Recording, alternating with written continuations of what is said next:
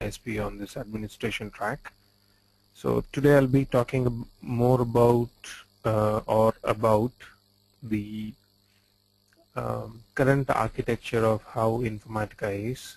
So if you're already aware of Informatica, it will be more in detail of what you're aware of.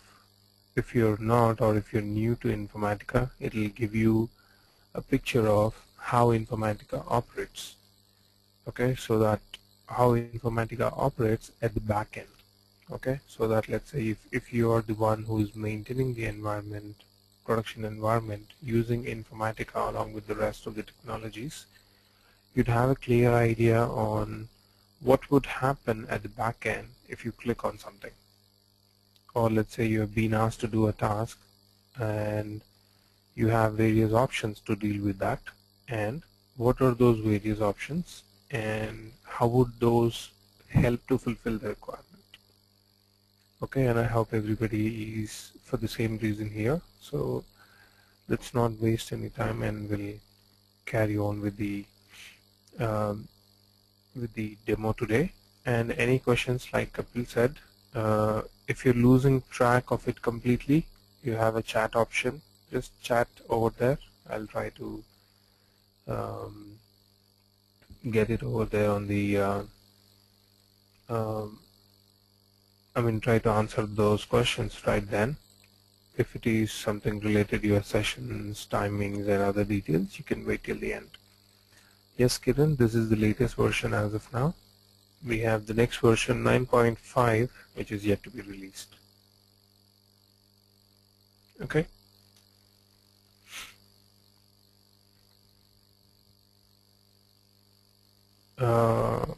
Maybe in June 2013.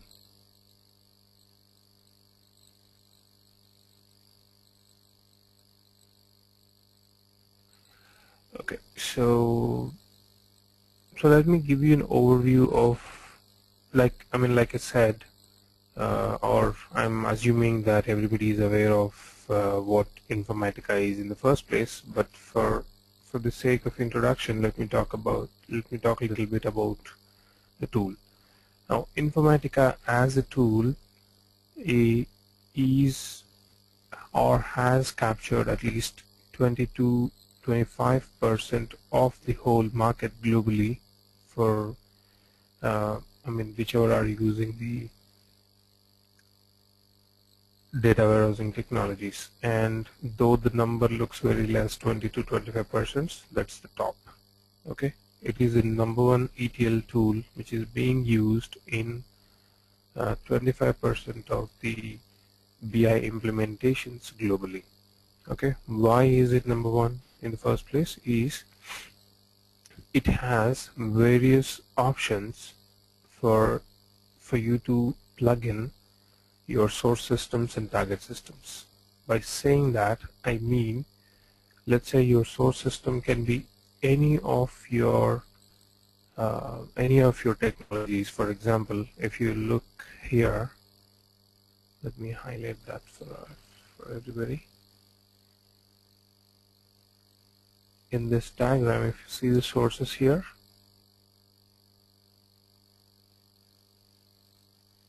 okay, any technology you name it, you have a plugin within Informatica. So all you have to do is give the details and start reading the data.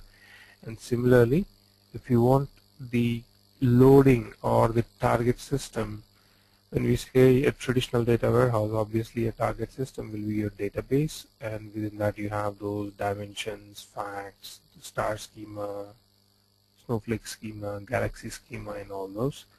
But even though if it is not a traditional warehouse system, Informatica is a data integration tool.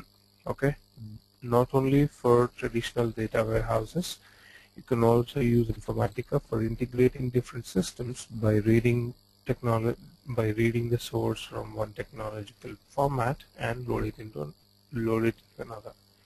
By saying technological format, a simple example is, let's say you have Word documents and PDFs.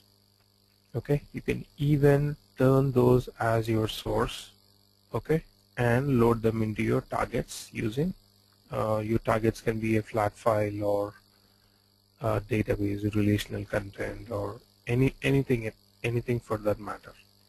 Okay, so you have PeopleSoft, SAP, TIBCO, any kind of web services, any kind of XMLs, and unstructured data. When I say unstructured data, these are also called as UDFs, unstructured data formats.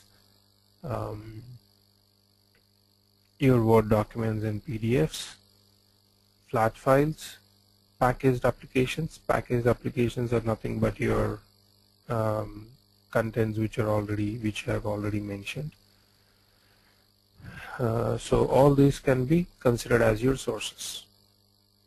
Okay, and when we are moving them to the targets, we can have any of the list of options which I've just said. Okay, I have a question. Word documents and PDFs can be taken as sources. Yes, they can, but we have to have another plugin from Informatica that is called as B2B. B2B is nothing but business to business. This is another tool just like Informatica Standard Edition. What B2B does is B2B converts your Word documents into an XML format. Okay, it reads all the contents within your Word documents or the PDFs, ignoring the white spaces, getting all the related content into the hierarchical and element components of the XML format. You know the tags of it, your HTML tags and all that. So if you have a relationship which is nothing but the hierarchy or the elements within it, the Word document can be converted into an XML. Now that XML is sent to the standard edition, which it will be read as an XML source. But you have to integrate that with your standard edition.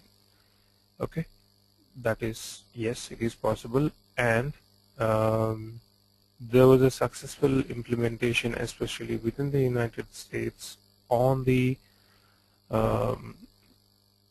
hospitality industry. Sorry, when I say hospitality, it is the medical sector, the hospitals, because within hospitals you have a lot of PDFs and Word documents transactions happening. For example, if I go to any hospital within US, they'll write a code for the ailment which I'm going, and they'll also write a code for the medicines which they are providing. For example, if you go with cold and fever, they'll write saying so and so has come with XYZ012. Now what is XYZ012? We have to refer to a content which is already present, which is nothing but your reference data kind of stuff, and load it into your targets.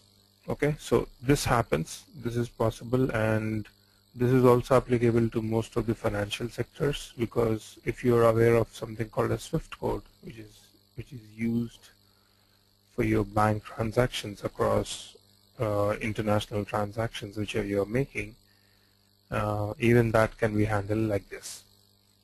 Okay, so these are all the variety of sources. Now that's one point for it to be on the top of the list. The other point is the flexibility of usage. Now most of the flexibility which I have mentioned is at the developer level. So at the admin level, what is the flexibility we have? The easiest part, or from the technological perspective, the most of the administration is handled by a thin client called admin console. Okay, it is nothing but a website or the web page on which or with which you can operate most of the admin tasks. If your admin tasks are done in your administration console, which is a thin client. When I say thin client, it is nothing but a web page which has commands within itself, and it will communicate with the installation done on the server and does most of the admin activities.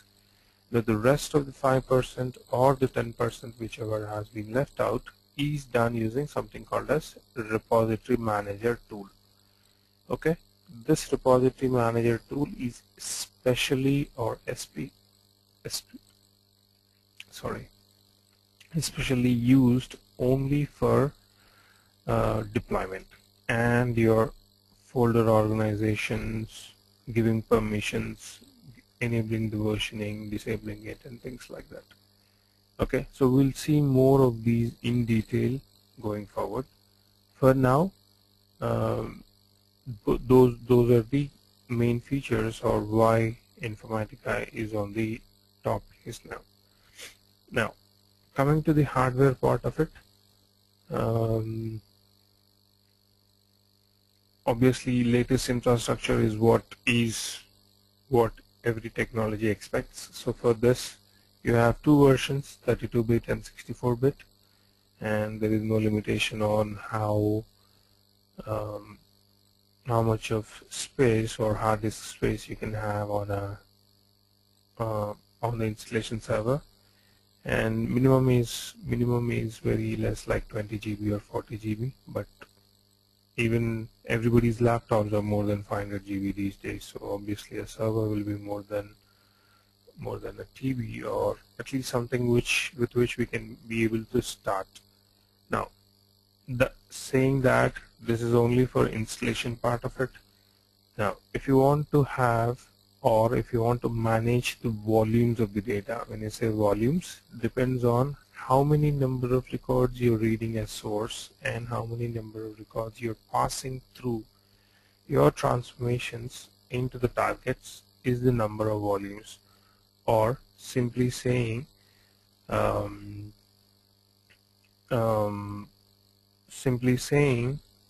it's the total number of records processed on a daily basis. That can be any number. Usually in most of the top level projects, it will be close to 400 to 500 million records, which happens on a daily basis. One second, guys.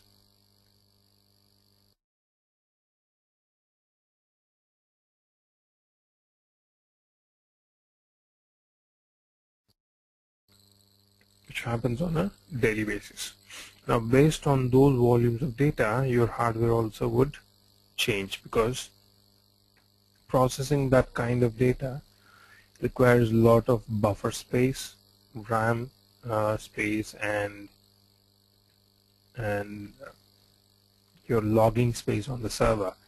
Because if you have that many number of jobs, you need to have that kind of space to hold all that content. If any of the failures happen, you should be able to go to the logs and see why that failure has occurred. If that's related to the development team who should be answering that, or related to the admin team who should be answering that.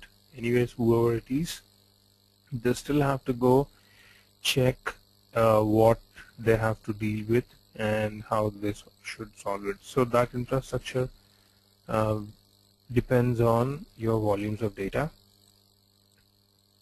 Okay, so that's about the installation part of it. Now, the second point, what are the basic things which are required for you to start installing your Informatica? So obviously it should be a 32-bit or a 64-bit version of Windows, Linux, Unix, or Solaris, any of these boxes, it'll work. Okay, provided, I wouldn't say provided, I would say first thing which we need to do is install the database. The database can be anything, any relational source, Oracle, Sybase, SQL Server, anything at all, because the backend of Informatica is operated based on the content on the tables. If anybody of you have worked on SAP or any of those technologies, most of them have the similar structure at the back end. Though you see many of the contents on the GUI and the front end of your system, at the back end, all you're seeing and operating on your front end using the clicks are your insert, updates, and deletes on the base tables at the back end in the database. Okay, we'll talk more about it, but for now, so the basic things are your database, and on top of it you have to install Informatica. Okay, now Informatica install a straightforward process. There is not too much of configuration. All you have to know is what is the username password to connecting your database, because while doing the installation we will create the number of tables on your database. That is nothing but your repository database. Now, what are the total number of base tables we have? The total number of base tables can vary anything between 500. Now, this depends completely on your licensing part.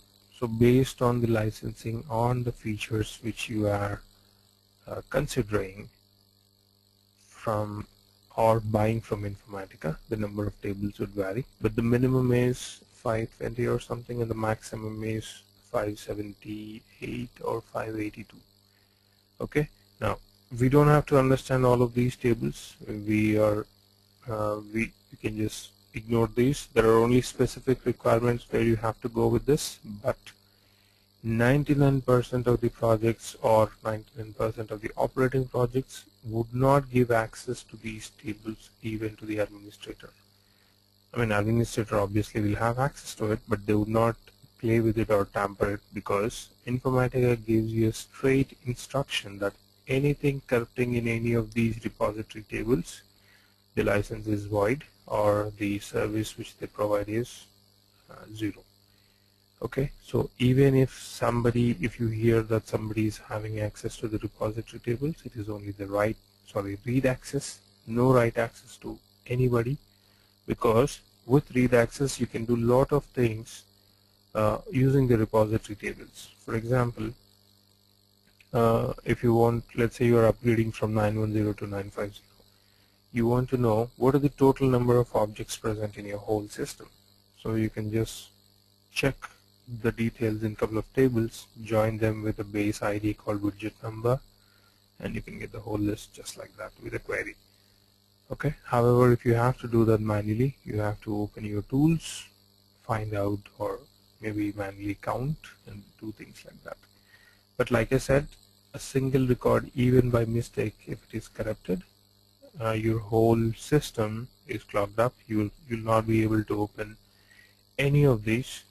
Though you open admin console, you can see this service being down, because this service completely operates only on the repository database.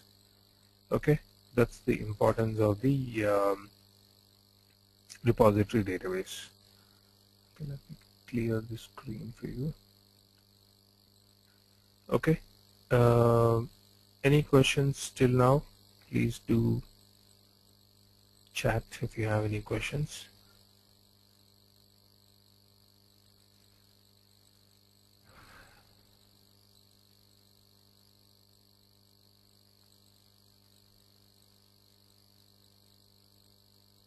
I'll just give a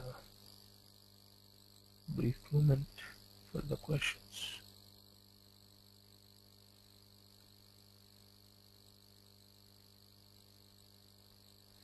Okay, so now, okay,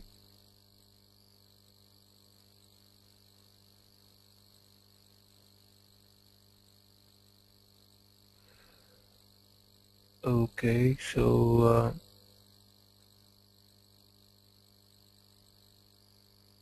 Ravikant's question is, do we cover PWX? That's not part of the agenda or the course content, but I can give you a brief overview of where that can be used or when that comes into picture, and what are the services you need to handle there. And Kiran, the main things which are required for your administration or configuration in the first place is your integration service, repository service, these two are the main components. These are not mandatory, but if you're operating with any of these environments, then these also should be configured. Your Web Services Hub and the BW integration. What is Web Services Hub or the BW integration? Web Services Hub is for handling your data coming from the web, which is nothing but your web services content, which is obviously your XML content. The other is SAP. You can directly connect to the SAP database as your source or the target. If you have any of that requirement, you have to configure this. But these two are primary and mandatory. Rest are all based on your requirement and optional. Now there is a question, can we have multiple repositories present on different nodes? How does the services work in the case? The answer is yes. We would talk about that in the coming slides. So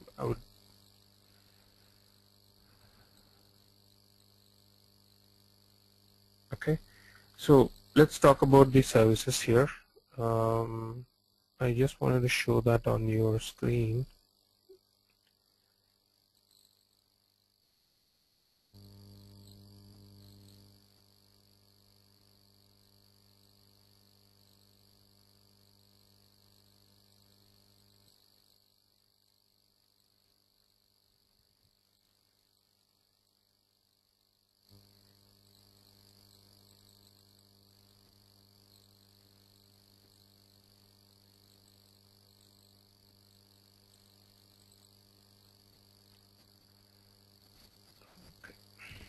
Taking some time, so let me talk about this in the meantime.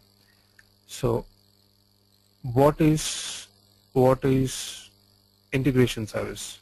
Integration service is the one, or this service, like I said, is mandatory, is the one which executes the job, or this is the guy who maintains the traffic. Is just like the traffic police at the center who would ask a group to go now and somebody to stop, and this is to balance the traffic, or in Informatica terminology, let's say balancing the tasks.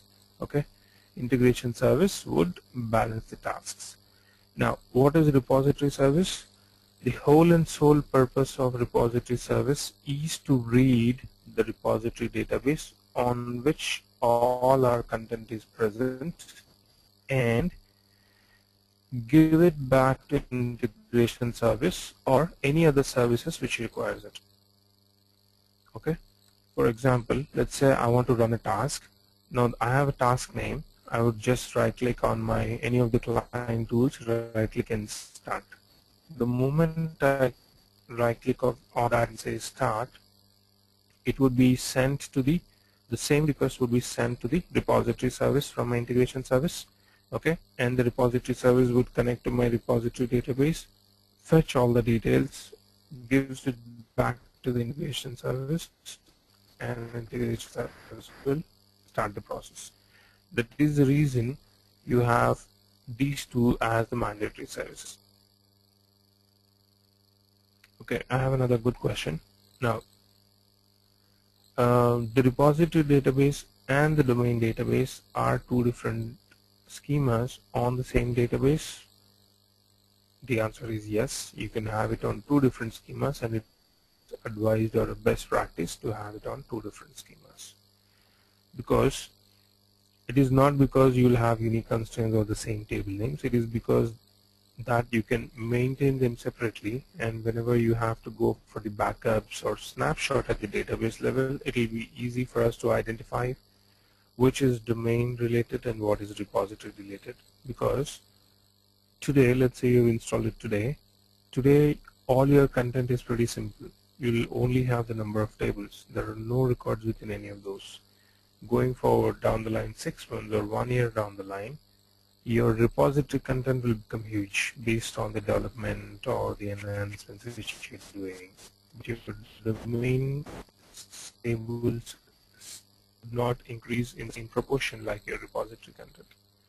Okay, so it is always advisable to have your repository content and domain content in different schemas, and having the snapshots or backups or any of those types of situations in of both the schemas.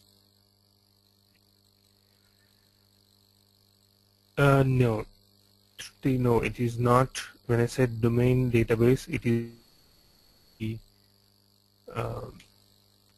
not the stream which you're working on. It is the a component on which we install it. It is the primary component on which the installation starts. These are the base set of tables, um, on which rest of all the components get installed. Okay, we will talk about that in the slides now.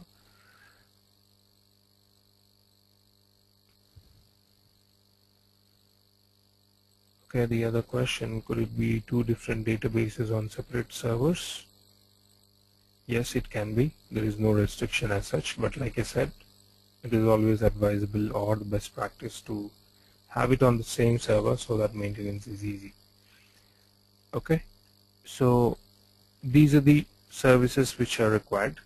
Now coming to the point of domain, what domain is?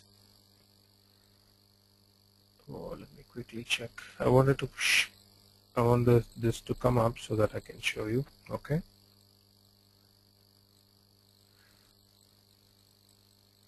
Now this is the thin client which I was talking about, which is nothing but a web page. Okay. This is the web page on which 90% of your admin tasks are done. So I'll just open it. I hope everybody is able to see the web page.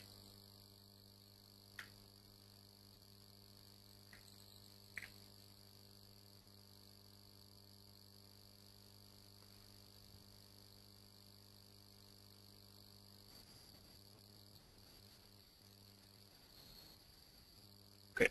Now if you see order here, the first thing which you have is organization happens or on servers.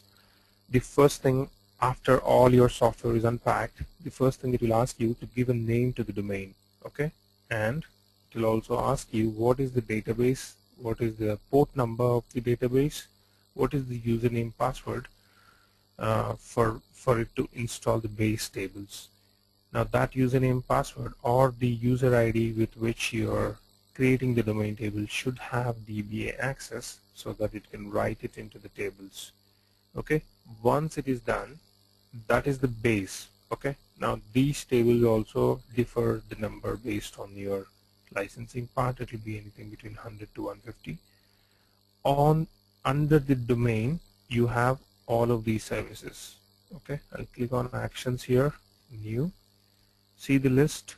You can have all of these under your domain. So domain is like the top of your hierarchy. Under that you have all of this which are subdivided in the hierarchy, and based on your requirement or based on the setup you want to do, you have to configure those kind of services. It is not mandatory that you should configure all of the services. The basic stuff to configure is your node and your repository service and the integration service. These three are good enough for you to start work or start your installation, or let's say you've set up all three, we can say that we are done. We are good with starting development or do whatever. Okay, what are the rest of the services? We'll talk about each of those. Now if you remember, I was talking about B2B, which would get your Word documents and PDFs. Now for that you have a service to be configured, because end of it you have to connect your Informatica sister concern tools with the standard edition for it to work. Or the other way of saying it is, all of your Informatica tools administration is a single point where you can manage it, which is nothing but your administration. Do the configuration and maintenance of your services. Okay, we'll talk about each of this now. Let me give little time on to the domain. We'll go back to the slide here.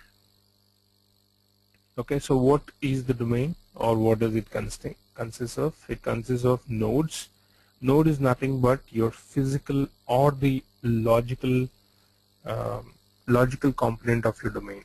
Now let's assume to have more clear understanding, let's say you have a 1 terabyte hard disk and 500 GB of RAM on a server. Okay, that is domain. You can have n number of nodes within that. Node is nothing but your logical division of your domain. For example, if you have 2 nodes, you can call it as 500 GB of hard disk and 250 GB of RAM in each of the nodes. Okay. Now, when we actually go to the hardware specifications, it wouldn't be the case, but the resources available for the domain are equally distributed to the number of nodes, and node is the one which can read the commands from the user.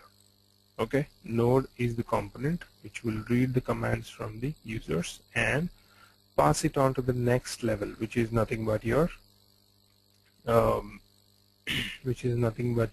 integration service, repository service, and all that. Nodes are, I mean, like I said, yes, those are physical machines, but when we say machines, it's not multiple servers here. It is the same server or the single server which can be divided into multiple nodes for your better load balancing. Okay. Now, don't get confused with the whole load of boxes here. Let me clearly explain you what each of it is. Now, on to your left completely, you have the client tools. Okay, these are the ones using which the development team or the admin team operates. Okay, the admin team is mainly concerned with your repository manager and admin console, which you have already seen. Now, any of the commands from any of these tools, including my web page, which is the admin console, is first sent to something called as master gateway, or this is the node which controls or which takes all your requests. Okay, based on the type of request you have asked, it will send it across to the rest of the services. So this would be active all the time, and this would distribute the tasks to the rest of the guys to do the jobs.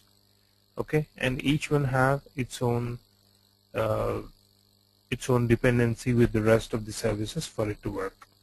Okay, so if you see this, let's say I want to create a new node. Okay, creation of new node request goes here first, and from here it will go to the metadata, domain metadata, and let me quickly close this window. Okay, domain metadata, within which it will check what is the existing domain name and whatever points it can gather for that particular domain to be created. Once that is done, or let's say you have your configuration part of it, so the configuration happens here, and it will also give you the details of what level of let's say there is something missing while you're configuring it, then obviously that will send back the details to your gateway node, which will show up in your admin console again. So this process happens for all of the services whichever you see here, and not all services have been enabled here. Only you have repository service and integration service. Now each of this box has a meaning, and we will talk about all of this or more about these once we start with it. Okay, so if you go back to the admin console here, if you see the existing ones, this is the node which is already present. Sorry, I clicked on the wrong one. Okay, this is the main node. If you notice this property, gateway node, yes. Now this is the node which is present here. This is the master gateway, or this is the guy who is taking all of your commands from any of these tools. Okay, if you notice, the rest of whole thing is present under the domain. So domain is the base foundation, and on top of it you have all of these services running. Okay, now when we have multiple nodes, which will become the gateway node? Now by default, whichever node you create for the first time becomes your gateway node. Okay, let's say you have multiple nodes, and if you want to change, you have to go to the domain properties and change that option of making a node, let's say node 2, which you can see here on the left pan here. If you want to make this as a gateway node, you just have to click on edit and say yes to node 2, and that will start behaving as your gateway node, which will take all of your commands and pass it on to the next level of services. Okay, that's about node. The next things which are required are your repository service of the tables on your systems and the integration services. Okay, these are all related to your other applications. We'll talk about those once we are done with this. Now, what is the domain metadata, logs, and checkpoint? Now, domain metadata is the one which is read by your repository service and your master service. Why does repository service have to read my domain metadata? Because your integration service would sometimes require the details. For when I say sometimes, let's say you want to execute some jobs external to Informatica. You have some commands with which you can make Informatica more flexible, which will execute jobs external to Informatica using the scheduling tools and other options which you have. So in those cases, you also have to mention on which domain these are present. Okay, for that, repository service would have to contact the domain metadata to get the related content so that the right job is clicked at the right time. Okay, logs, obviously all the services need to use logs because this is the centralized location where you can find logs. See the logs tab here. If you click on the logs tab, you can see the whole list of activities happening across the services, across the jobs, and across, or this is the central log location where you can see whatever is happening on the server. Okay, it can be a very minute level of what is the database connection used for a table, or what is the target location which a target file is being created. Okay, and you can sort it based on various filters. The logs are not updated as of now because there was no activity in the recent past. Okay, that's centralized logging. Checkpoint. Checkpoint is more of a developer specific point here. It is nothing but, let's say I'm running a job and I want to, and there is a failure.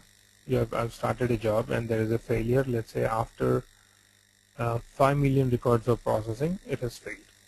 Now, if I have to restart it, do I have to restart it from record number 1, or can I start it from the fail point? Okay, you have an option called recovery that should be set at the developer level in one of the tools and one of the client tools here. When you set that option and you use the recovery option, then it would start from the last checkpoint. Checkpoint is similar to your last known good configuration on your Windows system. So whichever was the last good processed record, it will start from there so that you can save time on the first 5 million which have already been processed, and you can also save time on cleaning up the database whichever have already been done within those 5 million source records. Okay. Now web services, hub service, and the SAP BW, these are not mandatory, but if you have any of your source systems related to your web services. Now when we say web services, what does it mean? It means using Informatica, you can directly read the data from the web-based tables. Obviously, whatever you see on the web that has a backend table, so you can directly connect to those tables, read the data, and write into it as well. Okay, for that to happen, you need to have this service. This I have told you, your SAP content, you can directly connect to the backend SAP tables and read the data. Now you have integration services and integration services on grid. We'll talk about these a little later. If you come to the domain metadata, so now we are saying domain is the basement. So what is the actual role of domain? Okay, domain services. This is the core parts or core activities which a domain does. It will do the authentication process. It will help you with the configuration management and log services. These are the three main things which would be taken care by the domain by itself, apart from helping the other services to do their own jobs. Service management is nothing but the point which I just said. It will, as this serves as the main component for rest of the services to operate, that is under the service management. Okay, any questions on this diagram, anything which you want me to repeat?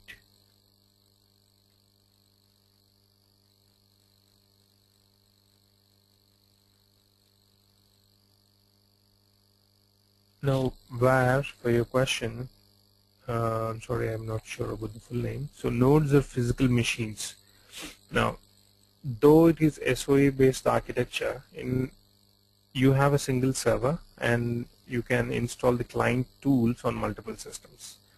Okay, when you say physical machines, the nodes which we are installing will still be on the server itself. We are not installing the nodes on each of the physical machines wherever the client is present. Okay, you have that one particular machine or the server on which you can have multiple nodes, which is nothing but we are physically dividing the resources on that server into multiple nodes so that it will be easy for us to maintain the volumes of data and for whatever reasons we are creating the nodes.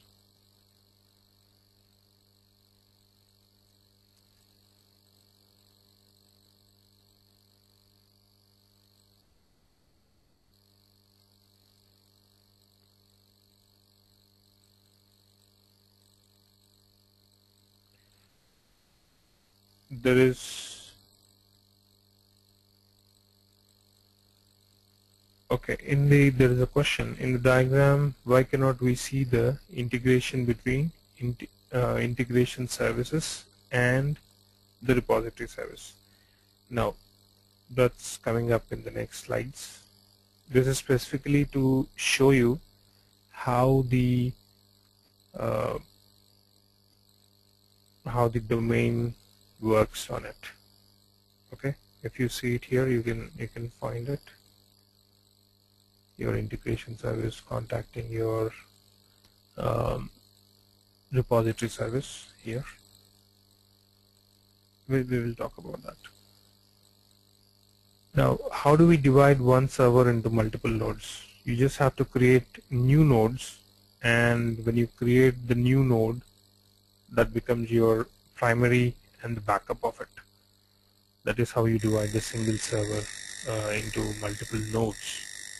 Now, that's only logical division of your existing physical resources, but not you cannot see your data being divided into, or your hard disk being divided into two different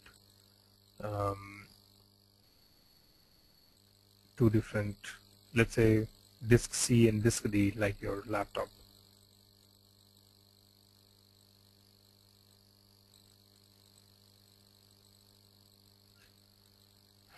Okay, that's a point to be taken, but when you have two different services or two different servers, first of all, domain operates on a single server. Okay, now whatever you have said is not something which is not doable. We can still have two different machines, domain operating from both of those, but you would have to manage that in such a way that whenever there is a fail, whenever there is an error, on which server that is happening. Okay, you have a split domain methodology on which you can have this same domain being used on two different services, but that's a whole different maintenance part of it. So all the existing setups, to the extent I'm aware or I have seen, everything is on a single machine. But coming to the load balancing part, it is directly related to your infrastructure and the node setup. Okay, if I create a new node within this, I can make one as primary, the other as backup. Okay, now that is how I can manage the existing load, which would specifically run. Let's say node 1 is already up and running, and for some reason that is going down. Node 2 will be ready to take that. Now, you can always say that is a fallback strategy or the backup strategy, but what about load balancing? Now, for load balancing, Informatica has a feature which is automatically switched on every time, or automatically switched on when the installation is complete. Based on the resource available, your integration service is intelligent enough to assign the available resources to the required jobs for them to complete as soon as possible. Okay. Now, obviously, though it has that intelligence within itself, based on the volumes of the data, let's say all of your jobs are running pretty slow. Okay. Now, obviously, we have to do something for that to happen, for that to pick up.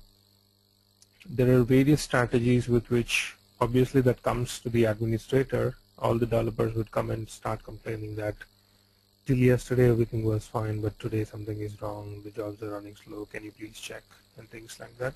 So there are some checkpoints or areas which you need to do the checks first, like cleaning up the existing stuff or removing the unnecessary parts of it, or checking with the database connection or the database team if there is some activity like hot backup or the cold backup going on which is causing this, and all things like that. We'll talk about the various situations at which this is happening.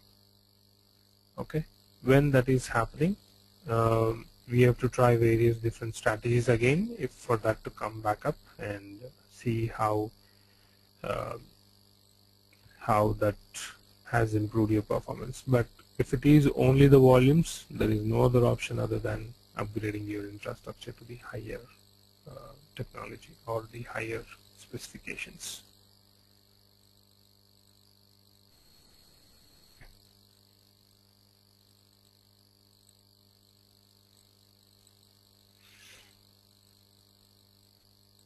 Can you show the server name for two different nodes in a single domain? An admin console page which is currently open. Yeah. You have these two nodes here. Okay, node 1 and node 2. This is the one, right? Gateway configuration properties. Okay. Now both of these are under this domain. Now under a server, I can have only one domain. Okay. I mean, my statement is not completely true, because you can have dual, but that has to do, I mean, there is a but there. It has to do with the repository content on, sorry, the domain on which it is installed on the database. Okay. Is this what you were asking? Your gateway configuration properties? You wanted to see the different nodes? Okay.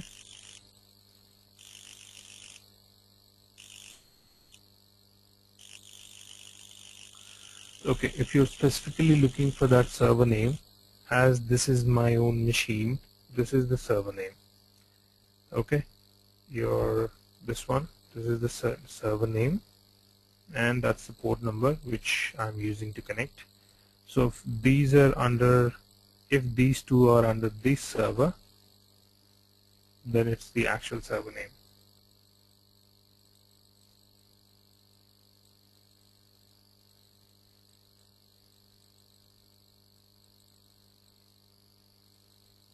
Yeah, it is on the same server. So instead of saying same server, let's say under the domain, because a server will have only one domain. So if it is under the single umbrella of a domain server, okay, so it is under the domain here, and all the services whichever you see are present in my.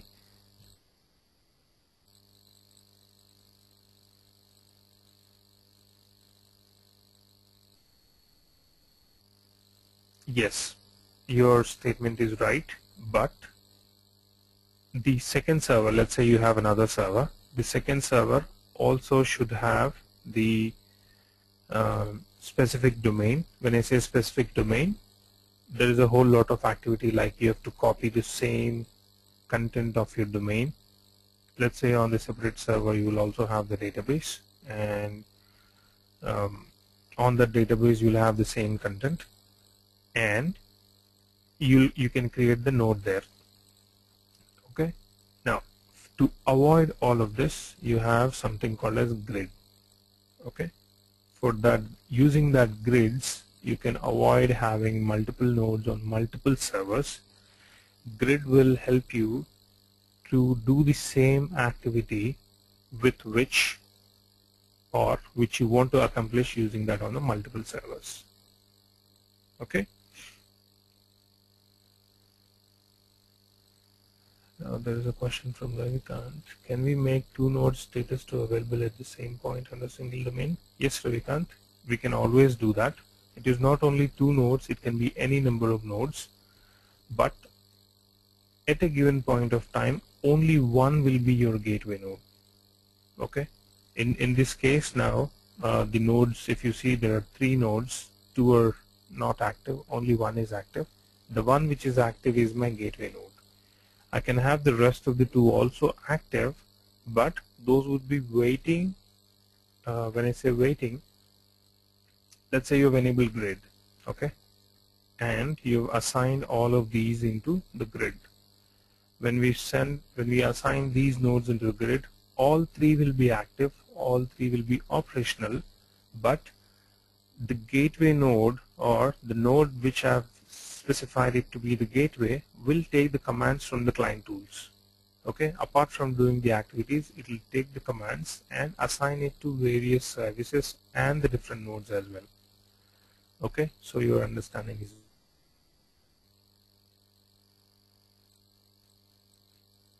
Okay, Kiran, what is the use of multiple nodes?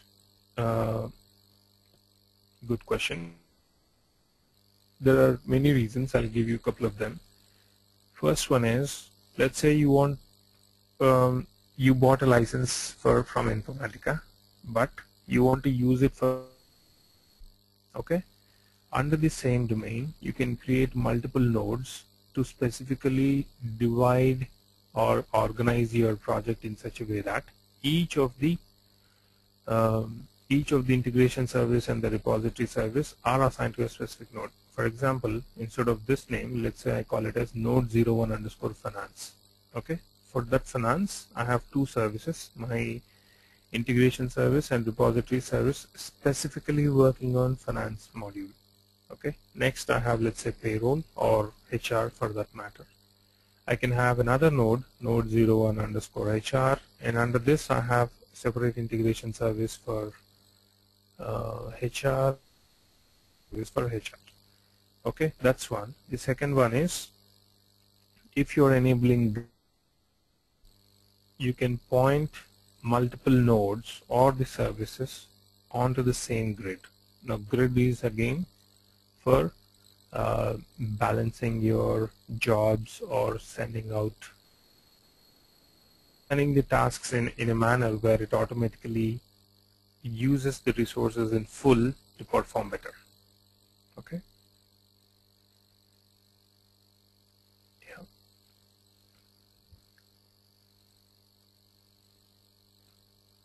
Okay. Now, there is another question. In the current situation, I have node 2 or two nodes down. Now, in this case, is the load balancing switched off? No, it is not. It is very much on, and whatever node is will do the load balancing with the available resources on the system. Okay. When we say different repository services, good question again, Trupti. Now, that depends on how I want to see it.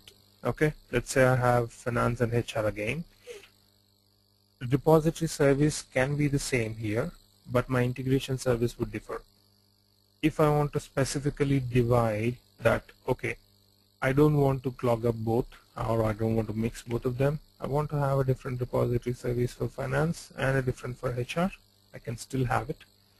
And you can have it all under one database in different schemas.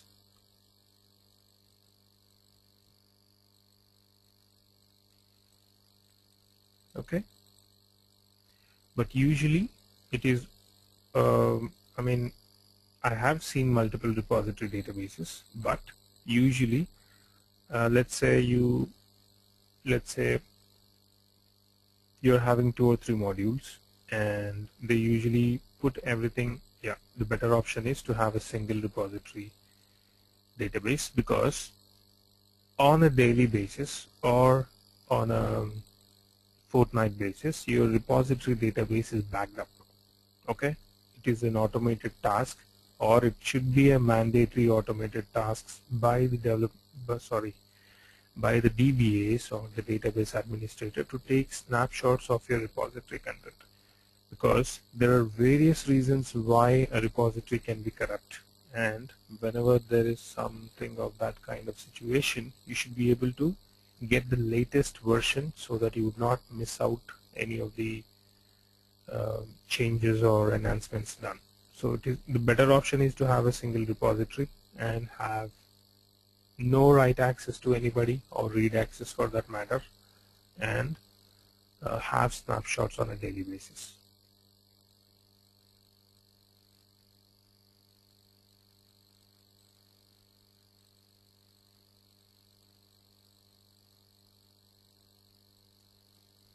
Okay, any other questions? Now, all of your questions about the nodes, domains, grids, these will be cleared out once we move ahead with the slides. But as we so that's not a big matter. We'll discuss each of the points.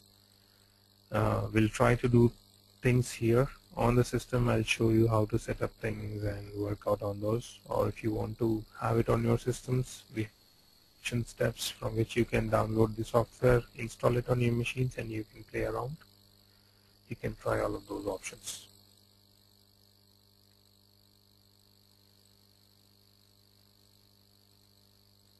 Okay, I would Linux machine, yes, we can still do it, but do you have a Linux machine to install it?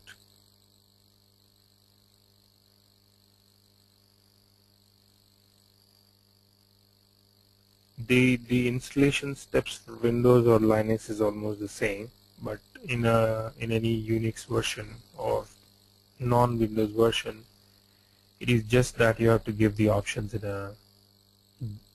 the command mode. Like, do you want to set up a node? Yes, no, Y and N, things like that. It is almost the same.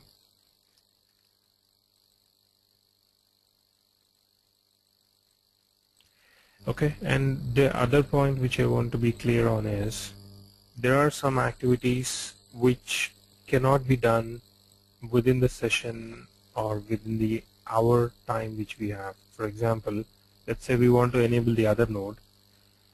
Whenever you want to add a new node,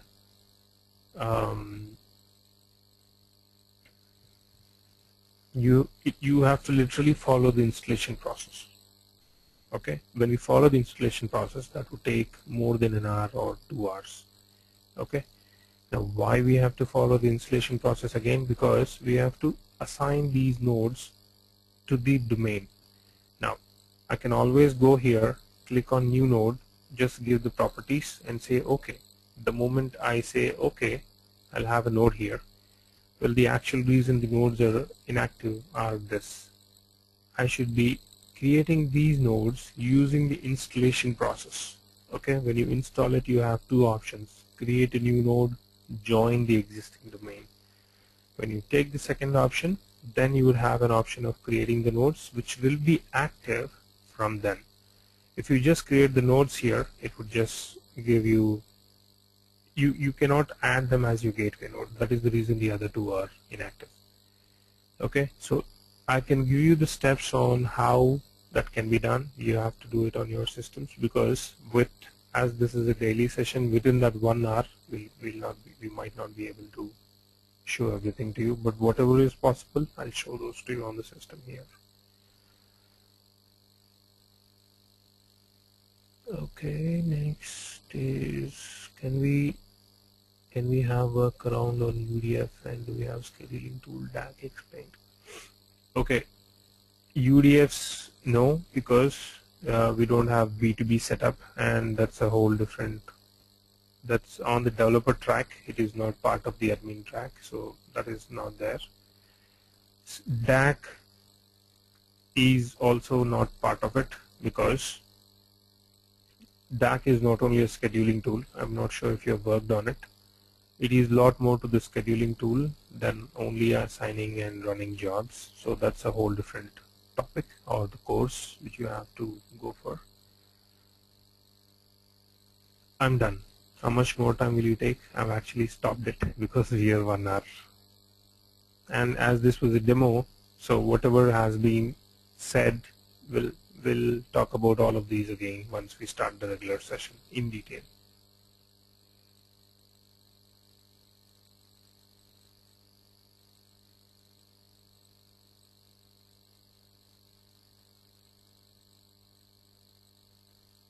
Yeah, even in production, in real-time scenario, if you have to add a new node to your production box, you have to have, or you have to follow the installation process only. That is how your node will be active. Else you'll have a node created, but that will be inactive, just like this on the screen. Okay, that's the only way. There is no other faster way to do that. The other faster way to do it is to create actions in you, but that will be inactive.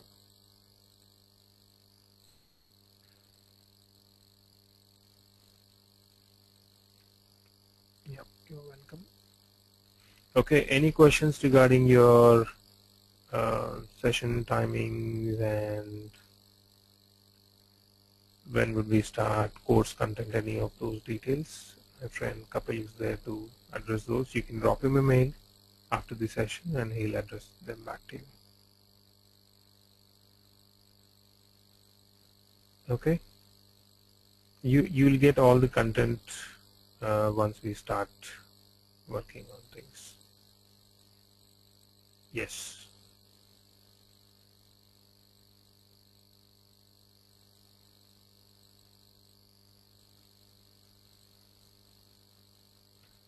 Okay guys, if no other questions, we can. Thank you. We can end the session today. Well, it is a 6-day course, so you'll get a mail on when this will be started. If you have already started, tomorrow would be holiday because it being a Sunday. But based on the things going on, we'll either start it from tomorrow or day after tomorrow. You'll get a mail if it is being started tomorrow.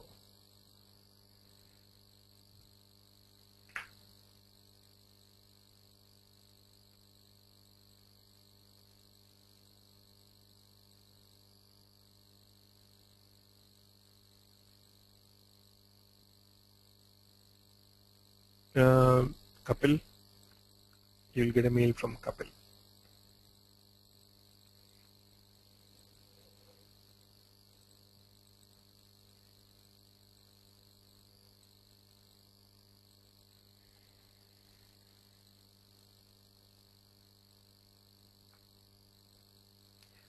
Okay guys, thanks for your time, and okay.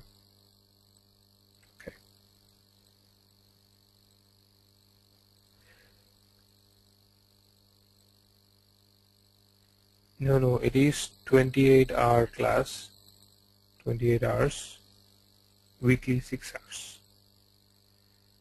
Questions, I'm open anytime. We can extend the sessions based on the questions you have. There is no limitation on that. Well, if you get any ideas of can we do this, can we do that, obviously I might not have not got it, and if that is doable and if you want to give it a try, we'll still do it on the system, either on your system or my system. We'll see if that's going to work. Whatever situations I've worked on, I'll be able to give you the or tell you why something works and something doesn't. But if you have any new strategy, let's say I want to do this, can we do this, can we try that? If there is a feasibility, we'll try to put that quickly onto the system and see if that works. If it does not, then we can say that's a not doable situation. Yes, Ritik, go ahead, please.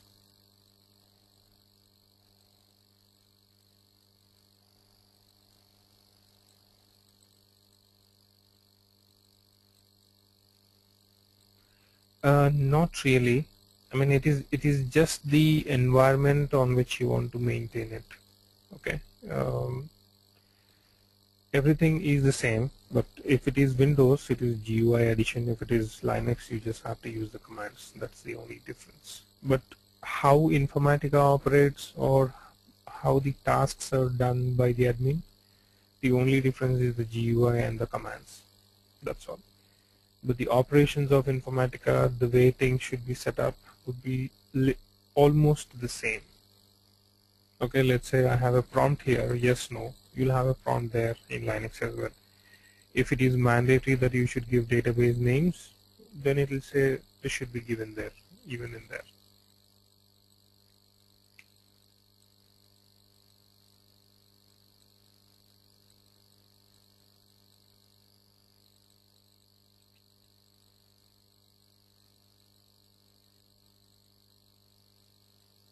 Actually, yes, it is, but we will not, or not everybody goes for Linux only for this reason.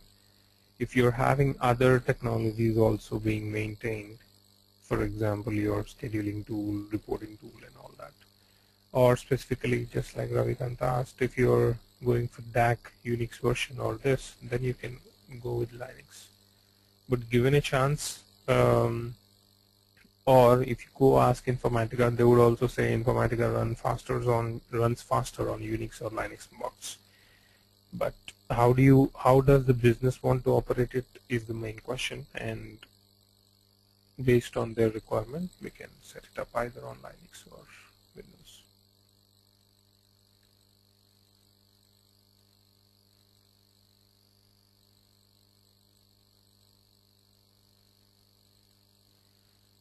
Well, like I said, most of the things are similar to what we do in Windows. Okay, if let's say you want to have that option of new node creation, you'll be prompted with those two options, new domain and join a domain. So you have to choose join a domain there using the command, where in Windows I'll click on the radio button. So it is 99% same. There is no change to the way we set up things or do the maintenance. Like I said, here I click on something, there I have to write a command. That's all.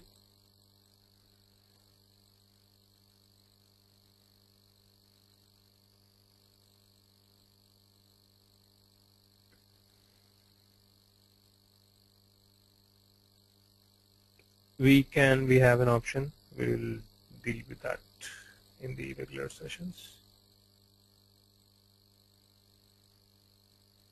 Now, installation steps and configuration steps, like I said, we already have a predefined document which gives you step-by-step clear instructions from where to download and how do you install it.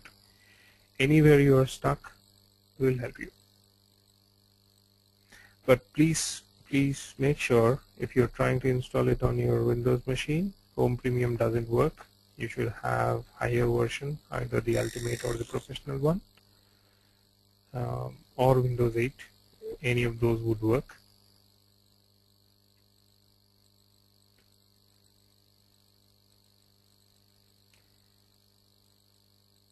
Mm, 80% of it, and if you want rest of the tools, rest of the client tools, you have to go with the standard edition course, because it is not mandatory for an administrator to know what's happening at the development level. But if you're aware, it is a good option.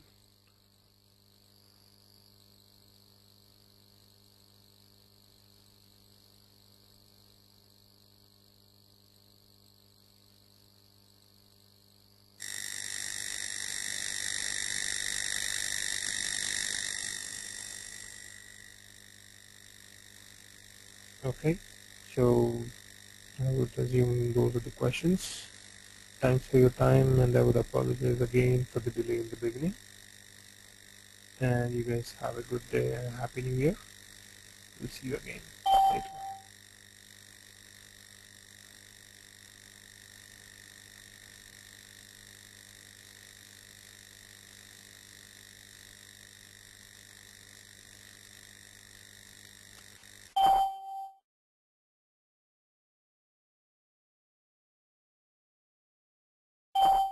The organizer has